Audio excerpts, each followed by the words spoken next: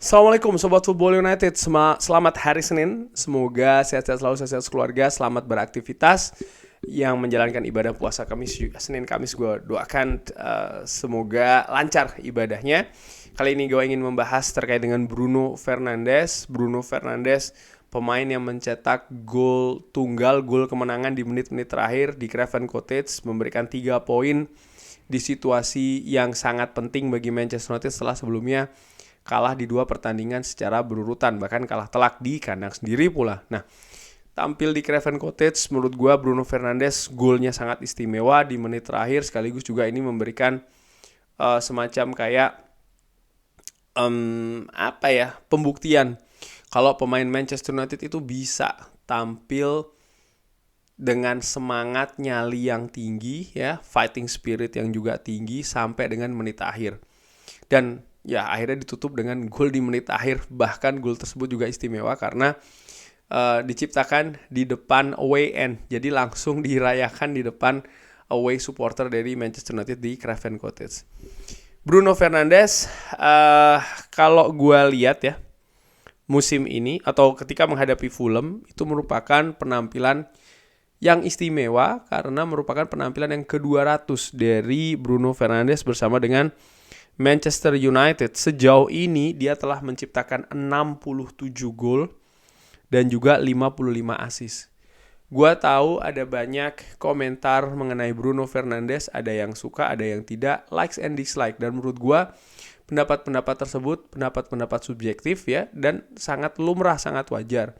Hanya saja gue menganggapnya secara ringan amatiran ya, seperti kayak kalau orang makan bakso ataupun soto, tidak semua yang suka kan, tapi ya banyak juga yang menyukai. Artinya pendapat subjektif masing-masing, tapi angkanya itu sangat jelas. Objektivitasnya dari kontribusi berupa gol maupun assist, angkanya sangat tinggi. Artinya Bruno Fernandes yang didatangkan di zaman Ole Gunnar Solskjaer di tengah musim, di mana setelah Sir Alex Ferguson pensiun, tidak banyak pemain ketika datang itu membuat gue excited.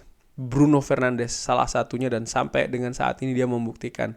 Ketika dia datang di zamannya Ole Gunnar Solskjaer, datang di tengah musim ya, untuk memperkuat lini tengah dari Manchester United, kendati pun pada saat itu sudah ada Paul Pogba maupun juga Andres Pereira yang diorbitkan di tim utama, tapi setelah datangnya Bruno Fernandes ini menambah kualitas daya serang, kreativitas lini tengah, lini serang Manchester United, dan dia juga membuktikannya dengan atribut-atribut berupa gol dan juga assist.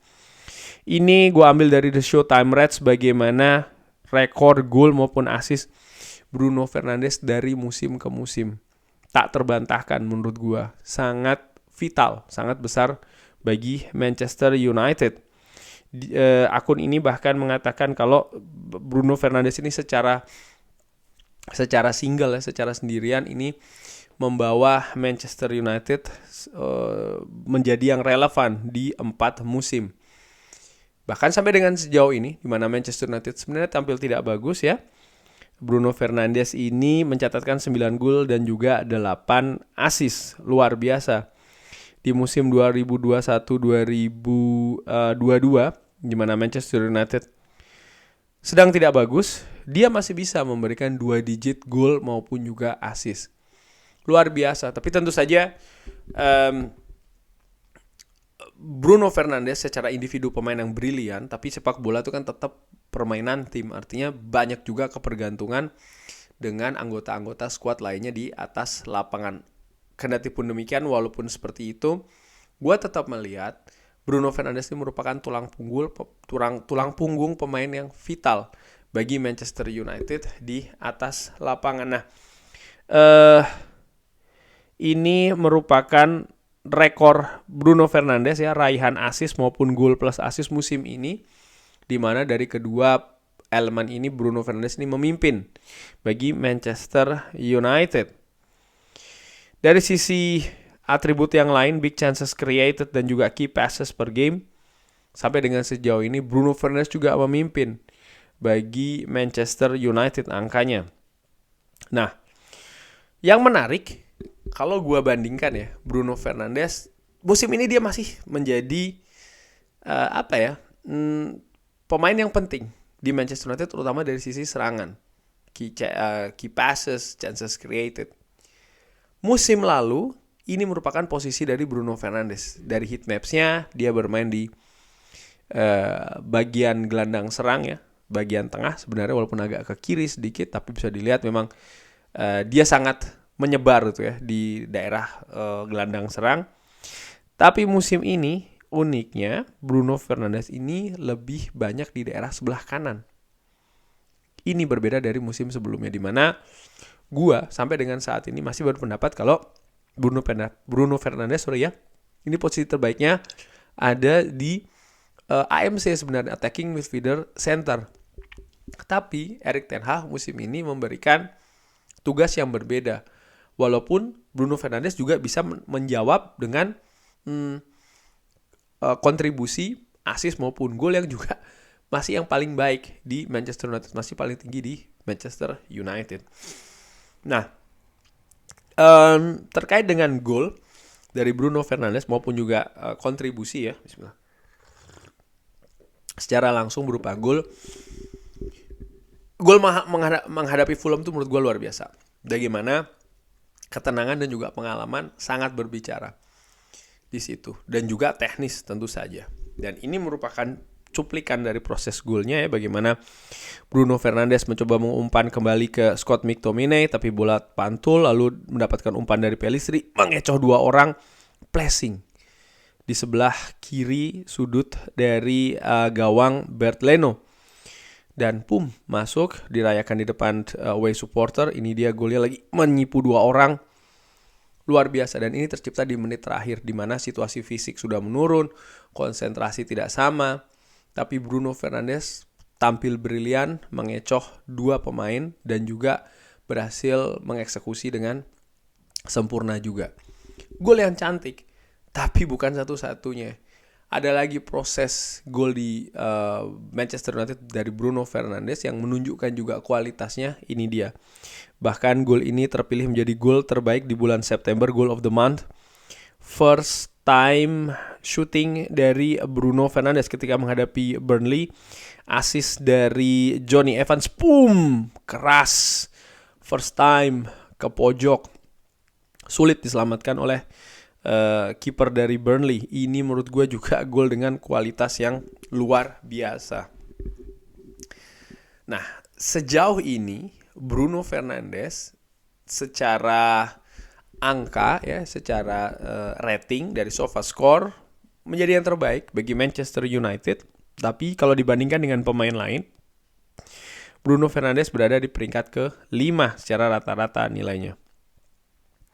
Di mana dari sisi big chances created merupakan atribut dari Bruno Fernandes, dia berada di peringkat ke-5 jika dibandingkan dengan pemain-pemain yang lainnya ya, tapi tetap memimpin dari sisi Manchester United. Dan key passes per game dia menjadi peringkat ke-3,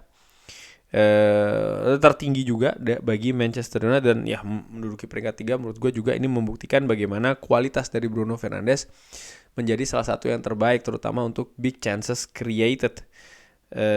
Key passes per game. Key passes per game dia menjadi salah satu yang tertinggi nih di Premier League sampai dengan saat ini. Dan uniknya Manchester United ini kan musim ini sampai dengan sejauh ini di awal ya, atau sampai dengan periode ini masih belum maksimal. Kalau dibandingkan dengan musim lalu, di mana Manchester United luar biasa ya di musimnya, big chances created Bruno Fernandes itu yang tertinggi, 32. Key passesnya rata-rata juga yang paling tinggi.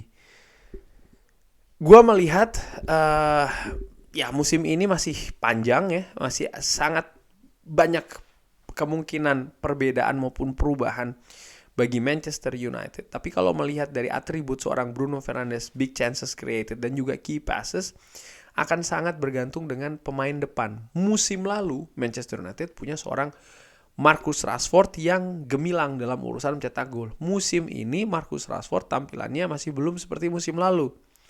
Ada pemain baru yang datang, yaitu adalah Rasmus Højlund. Rasmus Højlund juga masih belum seperti yang diharapkan, sehingga atribut-atribut dari Bruno Fernandes berupa big chances created dan juga key passes ini masih belum bisa memberikan kontribusi langsung diteruskan menjadi gol contohnya, atau menjadi assist bagi seorang Bruno Fernandes, karena big chances created kalau bisa diselesaikan oleh pemain lain Manchester United, nah itu menjadi assist dari Bruno Fernandes ya kan. Dan sampai dengan sejauh ini itu masih belum bisa terjadi. Kendati pun demikian, dari angka, dari objektivitas, Bruno Fernandes ini memimpin dari atribut-atribut tersebut untuk Manchester United. Dan ini sama dengan musim-musim sebelumnya, di mana ya Manchester United musim ini masih belum oke sebenarnya. Dan ada peran yang berbeda juga kan dari Bruno Fernandes. Selain tadi di atas lapangan dia dimainkan secara heat maps. Tadi diperlihatkan kalau dia memang agak bermain sedikit sebelah kanan. Peran dari Bruno Fernandes juga berbeda musim ini. Dia menjadi kapten dari Manchester United, dan beberapa waktu yang lalu dia sempat dikritik oleh Roy Keane, dipertanyakan kemampuannya menjadi seorang kapten, kendati pun dia juga dibela oleh Rio Ferdinand. Yang ya Rio Ferdinand intinya dia tidak sepakat dengan pendapat Roy Keane. Rio Ferdinand juga memiliki alasan yang menguatkan pendapatnya. Tapi yang unik, setelah Bruno Fernandes mencetak gol kemenangan menghadapi Fulham, David De Gea ini menyindir Roy Keane ya, dengan menulis di akun Instagramnya, "You're not the right captain."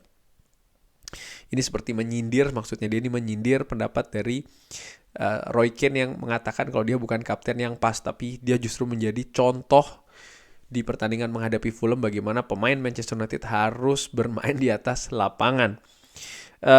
Erik ten Hag, selain Erik ten Hag, sebelumnya Juan Mata pun juga melakukan hal yang sama, memberikan pujian, apresiasi bagi kapten Manchester United Bruno Fernandes. Dan Erik ten Hag pun juga demikian. Gue kutip dari akunnya Fabrizio Romano. Erik ten Hag mengatakan, "Saya tidak mengerti kenapa banyak orang-orang ini meragukan Bruno Fernandes sebagai kapten kita. Sungguh saya tidak mengerti kenapa mereka meragukan. Dia ini merupakan kunci bagi kita. Semua orang memiliki kesalahan-kesalahan dan tidak ada yang sempurna, tapi dia sangat penting bagi kita." Ya,